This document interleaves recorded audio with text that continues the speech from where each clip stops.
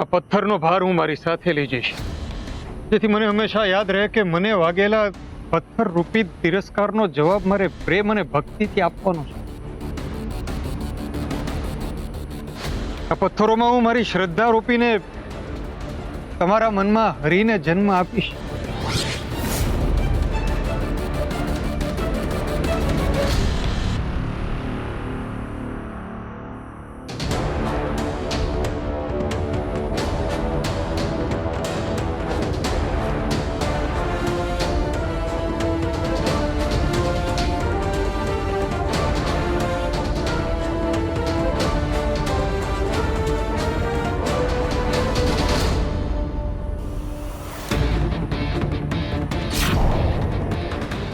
છે એટલા ઉચ્ચ અને પવિત્ર વિચાર તમારામાંથી કોઈના?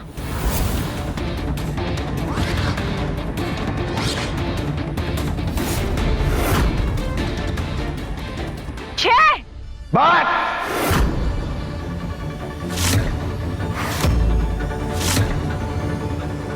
બહુ બોલી તું અને આ તારો નરસિંહ. હજી કહું છું, એક વાત કાન ખોલીને સાંભળી લે છોકરી.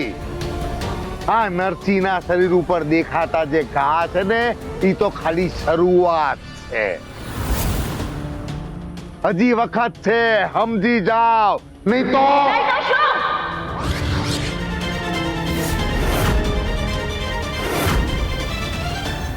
હા, નહીં તો શું? શું બોલો?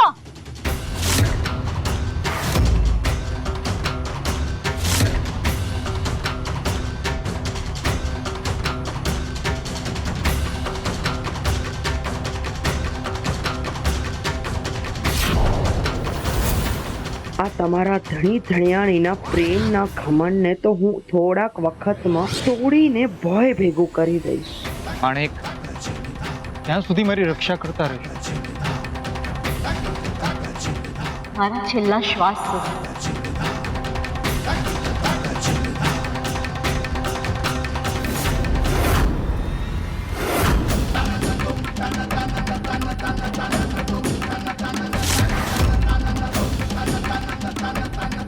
જરાય શરમ છે આ છોકરીને? આખા ગામની વચ્ચે ધણીનું નામ લે છે ને પાછી નફટની જેમ ઊભી ઊભી આંખમાં આંખો નાખીને ઊભી છે. હવે શું કહું તમને મંજુલાબેન? આવા અમારા ઘરના સંસ્કાર છે જ નહીં. આખા ગામને ખબર છે.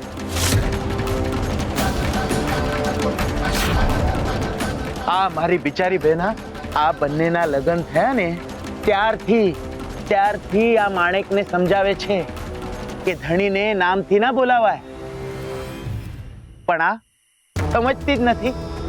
અને બેના, ઊંઘો મરને ફૈલા, ને તો મશાલ લઈને હમણાં તારા પર જ ત્રાટકશે. ઝવેર કાકી, તમે સાચું જ કહો છો. આ નરસિંહ કઈ કમાતો ન હતા ને બંને ધણી ધણિયાણી બંસીધર કાકાના દોકડે લેર કરે છે.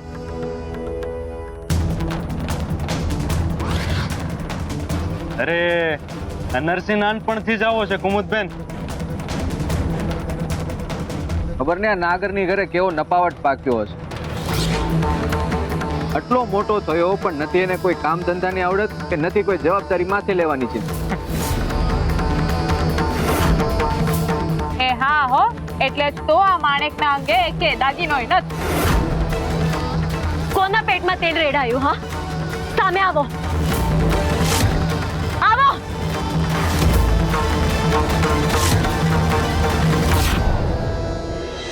તમારા કોઈની પાસે દાગીનો નહીં હોય એવો હીરા જડિત નરસિંહ નામનો દાગીનો છે મારી પાસે.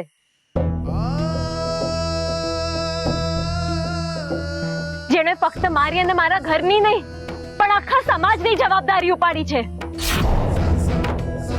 તમને લોકોને કઈ થઈ જાય ને તો જીવ એનો બળે છે. તમે ભૂખ્યા છો તો ખોડિયું એના ગળે નથી ઉતરતું. બોલો, છે કોઈનામાં તાકાત ઘર બાળીને તીરથ કરવાની? મીઠાભાઈ, તમે કહો, છે તમારામાં તાકાત પોતે દુઃખ વેઠીને પારકાને સુખ આપવાની? બોલો ભુજંગભાઈ, મૂંગા કેમ થઈ ગયા? હા, હમણાં તો લાંબો જીબડો કાઢ્યો તો. મામા, તમારે કઈ કેવું છે? બસ માણેક, શાંત થાઓ હવે. આ માણેકનું કઈ ઠેકાણું નથી. જેવું નરસિંહનું નામ પડે છે રણચંડી બની જાય છે. કઈ ભાન નથી રહેતું. એ હાલો હાલો બધા હાલો.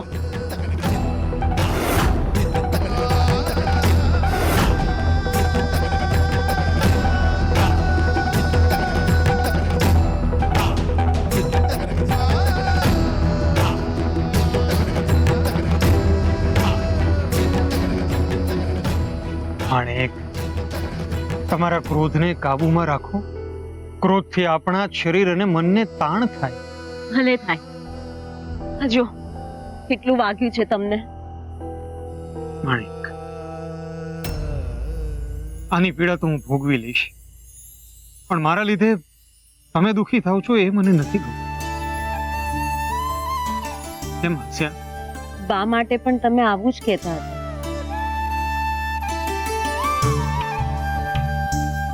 ચાલો હવે આપણે બે જ રહ્યા. આખું ગામ તમારાથી ડરીને જતું રહ્યું.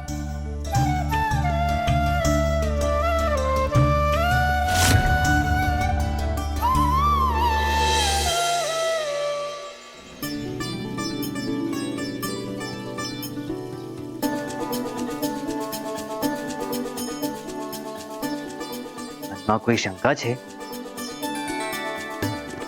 પૂછી નાખો. કાન્હા, નરસિંહ હવે મોટો થઈ ગયો છે તો એના જીવનમાં શું પરિવર્તન આવશે? બધું. નરસિંહ જેટલો હતો એનાથી વધારે શાંત થયો છે, પરિપક્વ થયો છે.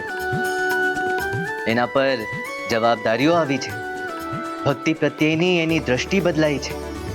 યુવાન થવા સાથે જેટલા પરિવર્તન આવવા જોઈએ એ બધા જ પરિવર્તન આવ્યા છે. પણ એક પરિવર્તન નથી આવ્યું. શું? એ જ કે તમે તમારા પરમ ભક્તની મદદ કરવાનું બંધ નથી કર્યું.